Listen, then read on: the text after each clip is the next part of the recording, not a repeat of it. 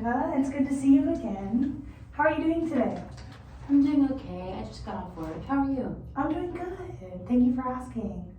So before you started, I can tell maybe you're a little upset. And I remember towards the end of our last session, you kind of mentioned something upsetting with work, but you didn't really tell me everything. You don't have to. But what's going on? So I know I told you I work at a daycare and we have this thing called ratios, and it's kind of been really frustrating to me recently, this whole situation. It's basically, in ratio is for my age group, there's 15 kids to one teacher, and that's a legal limit. I can be left alone with 15 kids legally and the kids will get taken care of, it'll be okay. But at the same time, it's really stressful to have 15 kids by yourself. You have to bring all the kids out, and then if somebody gets hurt, you have to bring all the kids back in to take care of the one kid that got hurt and then take them all back out. And by yourself, it's a little overwhelming, and I feel like it's getting put on me because I've never really said anything, and they kind of just think, oh, well, she's not gonna say anything, we can just she's just gonna deal with it, we can just keep doing it because she's not gonna say anything about it. Right. So you feel like you haven't really directly said anything about it. Are there other age groups that do have two teachers? Are you the only person that this is happening to? Pretty much. I think because other age groups, they'll be in the same they have a lower ratio, especially if it's younger kids, but they'll have their ratio and they'll still get two teachers, and they do have less kids than me sometimes. And it's kind of frustrating because it's I have a lot of kids for one teacher and I would like some extra help, but it seems maybe they've asked for it or it's gone to them whenever they just kind of think I'm capable to do it, even though it's kind of frustrating to me. Right. So I remember that when you first started therapy and we were doing our goal setting and we were talking about what you want to get out of this experience, one thing that you mentioned was working on stating your needs more directly with people. So have you tried talking to your boss about it? I have tried talking to my boss a little bit because I was thinking about it the other day, and it's I'm putting in so much work, twice the amount of work that you would have to normally to take care of a whole class of kids by myself every single day, instead of having the traditional two teachers to a room we normally have. And I do make minimum wage, and I'm a college student. It's really stressful for me in that situation, and I've worked there for a while. And I was thinking about going to my boss and asking her for a raise, but I started out just telling her hey, I feel really stressed out in this situation, and it's really hard to not have another teacher in the room with me.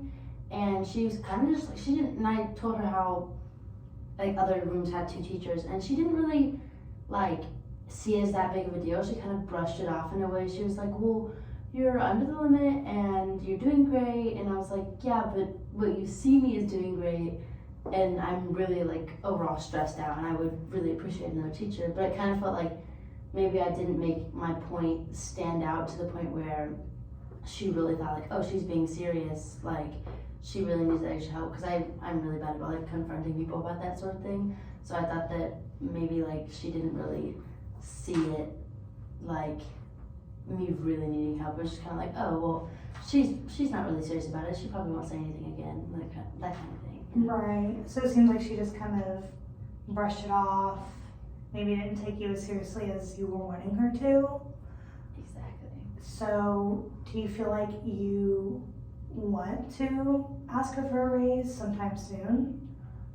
I think that's probably my end goal, saying hey, I would really appreciate the extra help, or if I'm not getting the extra help, at least getting paid my value, what I'm worth in the work I'm doing, because I really am working so hard to only make $8 an hour. That's not a lot of money, especially when it's I'm getting put in really overwhelming, stressful situations all the time. Right. So I love that you said for your value. That shows me that you really are realizing what you're worth, and you're realizing the quality of the work that you're putting in for your job. So that's really good. I'm proud of you for improving on that area. I think if we can couple that with directly saying what you need. You know, I think it's very possible that you could get a raise. My only thing is, what do you feel like you would want to stay at that job if she tells you no? I think I really do love the kids I work with, and I love my work environment. I know we are short staffed, so it's like a little difficult to get me an extra teacher in the room or anything, but I feel like in that situation, I would just continue to grow resentment as I'm getting like more stressed out and more workload put on me than pretty much anybody else. And I feel like I would really want to make it known that like if either I don't get another teacher or I don't get a raise, like it was really upsetting me. And like I think to a point, if they just like ignored that, I think it might be better in the future to maybe find a job if it didn't get any better. But I also do really like my environment, so it's like I'd rather just try to talk to her, because I know she's not like a horrible manager. Like she's nice. I just think she's not seeing my actual point behind it. Right. So, it sounds like you just need to make that time to set aside to be direct. And I know you have it in you. And again, like I said, this lines up with goals that we set in the beginning of your therapy. And I think it's a really good opportunity to take some of the things that we've learned from therapy and apply them. And I think you can really grow and learn from this if it's something that you really are willing to do. So I'm really proud of you for realizing that. I'm sorry that it's frustrating. I can imagine having 15 kids running around, but it seems like you are handling it well. But I think you could be handling it even better if you had this conversation and either got another teacher in there or had your paycheck reflect all the work that you're putting in. So it looks like we have about a minute left of session. Is there anything else that you want to get off your chest or that I can help you address that you want to save to talk about next time? Well, I kind of want to, I know like if I don't set a date for myself to maybe have that talk with her or like set like, maybe like a way to say it, then I know I'm not really going to do it. Like I'll say like, oh, I'm going to do this, and then I'm never going to do it. So I was wondering if maybe we could like make that into a goal or something like to work on. I think that's a great idea. I think that, you know, it's awesome that you do want to set a date. And I think maybe next time in our next therapy session, we can kind of work on like a script almost that you can kind of work on expressing those words and saying things directly instead of just, oh, you know, like how you put it, not really, you know, beat around the bush. So I think we can definitely work that into our next session, and maybe we can even next session set a date that after our next session you'll talk to her about it that week. So, well, thank you so much for coming in today, Miranda. It was good to see you.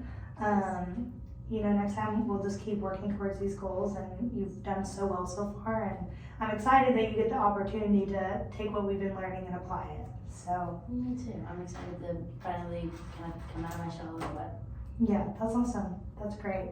So I hope you have a great rest of your week, and I will see you next week. All right, see you next week. Bye, Miranda. Bye.